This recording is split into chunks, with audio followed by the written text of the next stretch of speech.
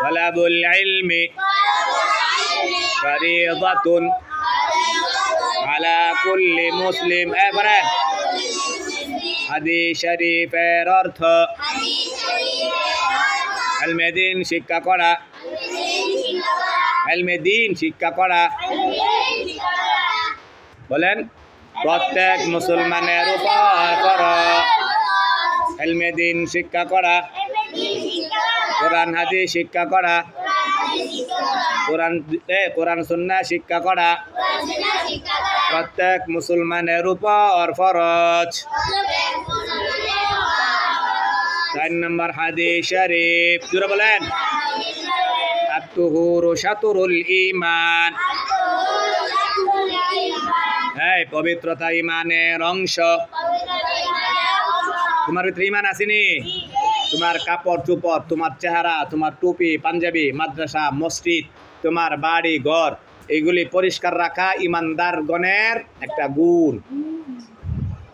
এগুলি পরিষ্কার পরিচ্ছন্ন থাকলে অন্তরের ময়লা পরিষ্কার হয়, ঈমান বৃদ্ধি পায়, আমল সুন্দর হয়। কথা বুঝতে পারছেন নি? ব্রেন পরিষ্কার হয়, সওয়াব হয়। ঈমানের কাজ করলে কি হয়? কথা কয় না। ঈমানের কাজ করলে কি হয়? ওয়া তাআওয়ানু আলাল বিররি ওয়াত তাকওয়া। কইছে নেক কাজে, ভালো কাজে কি করো? সহযোগিতা করো। পরিষ্কার পরিচ্ছন্ন থাকা এটা ভালো কাজ কিনা?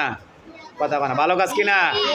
একজন ঝাড়ু দেয় না আরেকজন ঝাড়ু দিয়া দেন, একজন পরিষ্কার করে না আরেকজন পরিষ্কার করে দেন, এটা হলো সহযোগিতা করা। এক ভাই আরেক ভাইকে কি করা? সহযোগিতা। রুহান সামনে আসো। আত-তুহুরু শাতরুল ঈমান, পবিত্রতা ঈমানের অংশ। ঠিক আছে নি? গোসল করিয়া চেহারার মধ্যে কি দেওয়া? ক্রিম দেওয়া, আর নয়তো তেল দেওয়া, মাথার মধ্যে তেল দেওয়া, তারপরে টুপিটা পরিষ্কার করে রাখা, মুখের মধ্যে দুর্গন্ধ না হয়, মুখ যেন পরিষ্কার থাকে, ব্রাশ করা, মেসওয়াক করা, ডিলা কুলুপ ব্যবহার করা। অনেক ফুলাপান আছে ডিলা কুলুপ কি করে না? ব্যবহার করে না। হ্যাঁ পবিত্র, হ্যাঁ পবিত্র বিনা কি লেগা? তার কাপড়ে প্রস্রাব পড়ছে, তার কাপড়ে কি পড়ছে? প্রস্রাব পড়ছে।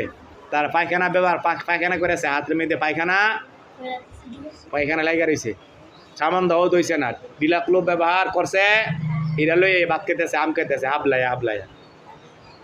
আরে ঠিক কিনা?